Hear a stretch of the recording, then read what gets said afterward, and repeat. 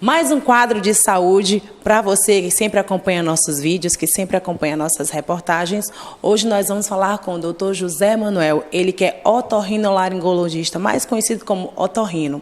E dentre vários diagnósticos que um otorrino trata, nós vamos tratar sobre algumas doenças que foram direcionadas por você pelas nossas redes sociais, que são as doenças por nomes de ites, que são as rinites, sinusites e faringites. Nós vamos conversar com o Dr. José Manuel para saber mais sobre essas doenças. Para começo, doutor José, essas doenças são alergias? Muitas pessoas falam, eu tenho alergia, tenho rinite, tenho sinusite, mas são doenças mesmo causadas pela pessoa ou é transmitida por algum tipo de alergia? Boa tarde. A princípio, essas inflamações que você citou, IT, são inflamações em determinadas localidades da região do nosso corpo. Por exemplo, faringite é uma inflamação na faringe. Sinusite, uma inflamação nos seios paranasais, nos seios da face. E renite, também a mesma terminação de IT como renite, inflamação no nariz. Então, eu vou começar para você que essas infecções, elas podem ser alérgicas, como você citou, podem ser de origem bacteriana, viróticas, ou fungos, ou outra causa até traumáticas. A gente dá uma conotação não da infecção como ela está, mas sim como ela começou. Se for um processo alérgico, é porque você tem um comprometimento de alergênios, a temperaturas, a mudança brusca de temperatura, a poeira, a fumaça e outros alergênios que comprometem esse nariz, fazendo com que ele inflame. Aí logo em seguida vem a coriza, o plorido e as secreções, que essas secreções podem se alojar dentro dos seios paranasais e fazer, então, a sinusite. Então, a sinusite sempre será uma consequência de uma rinite. E essa rinite pode ser bacteriana, fúngica ou alérgica, ou até viral, que normalmente são as gripes comuns por vírus. Então, esses três órgãos que a gente se situa, que você citou, que é a faringe, o nariz e os seios paranasais, são acometidos por processos infecciosos à distância, que ali chegaram e formaram essa inflamação. Que aí vem a dor, vem a febre, vem os ploridos, vem a tosse e todos os outros sintomas que a gente já conhece. Doutor, a partir desses sintomas, como é feita a avaliação e, em seguida, o tratamento? Esses tratamentos, como o senhor citou, de alergias, tem cada tratamento específico, são remédios específicos, não é isso? Exatamente. Em medicina, não é só na nossa área, né, nas faringites da vida, mas em medicina, o importante é o diagnóstico. O tratamento é uma consequência. Para o médico, o mais difícil é ele fazer o diagnóstico, é a origem dessa doença. Porque eu não posso tratar uma virose com um antibiótico que trata uma bactéria. Não posso tratar uma rinite alérgica com um anti-inflamatório. Então, é importante nós fazermos o diagnóstico. E como eu te falei, esse diagnóstico tem que ser feito em cima da causa, se é alérgica, se é bacteriana, se é virótica, etc.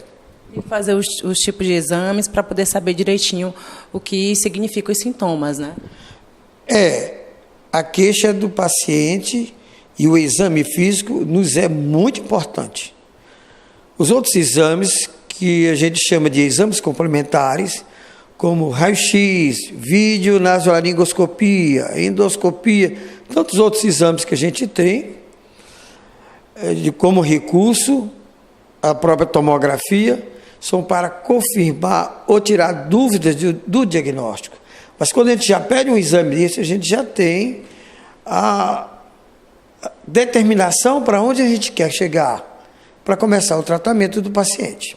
Doutor, já chegou a casos de pessoas que não cumpriam, não fizeram o tratamento direito, teve risco maiores, essa alergia se tornou uma doença crônica nessa pessoa?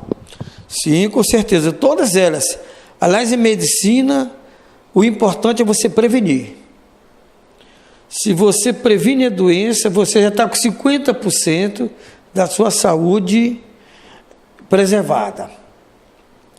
Então, se você trata, faz logo o diagnóstico, faz logo o tratamento, você evita as tais complicações.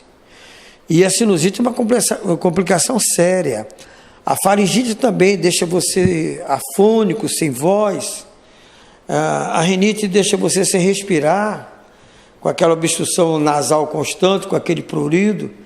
Então, você fazendo o seu tratamento preventivo, no caso das rinites alérgicas, ou tratamento imediato, sempre acompanhado logo pelo profissional, você está evitando uma série de consequências drásticas para o próprio paciente.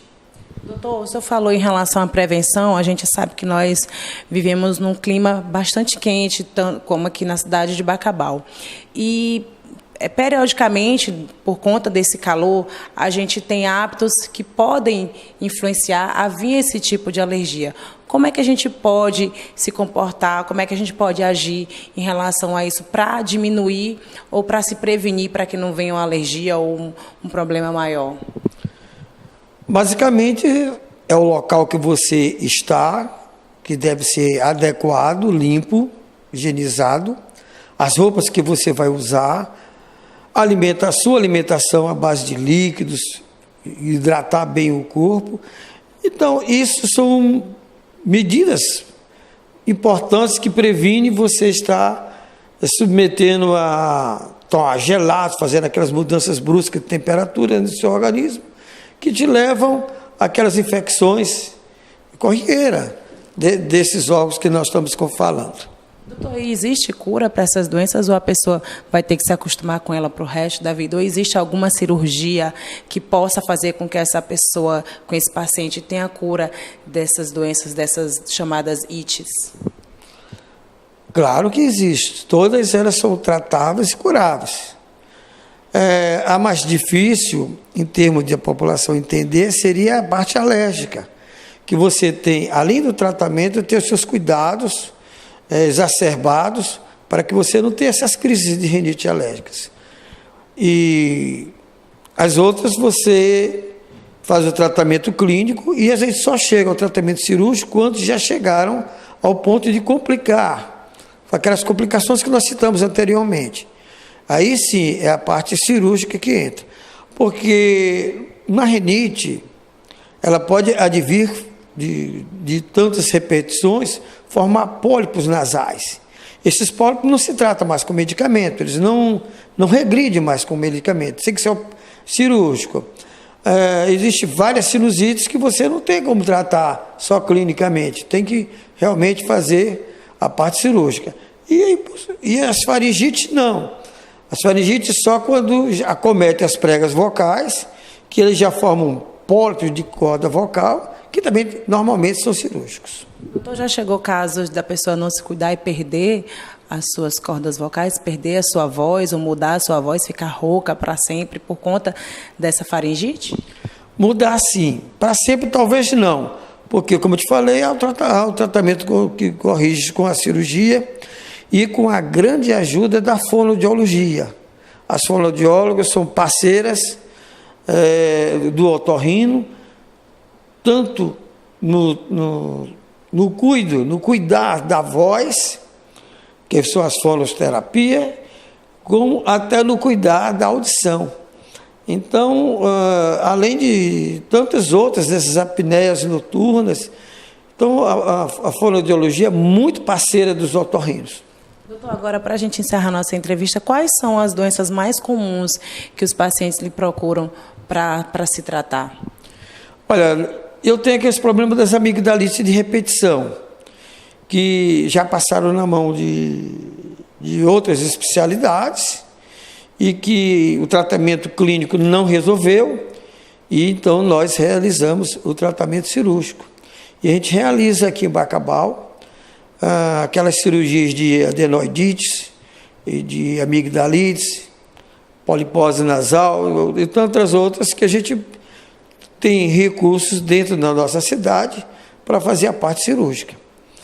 Mas o que nos procura mesmo são essas tentativas de tratamento que não deram certo, clínica, e que serão, obviamente, cirúrgicas, e a gente já faz aqui em Bacabal já há alguns anos.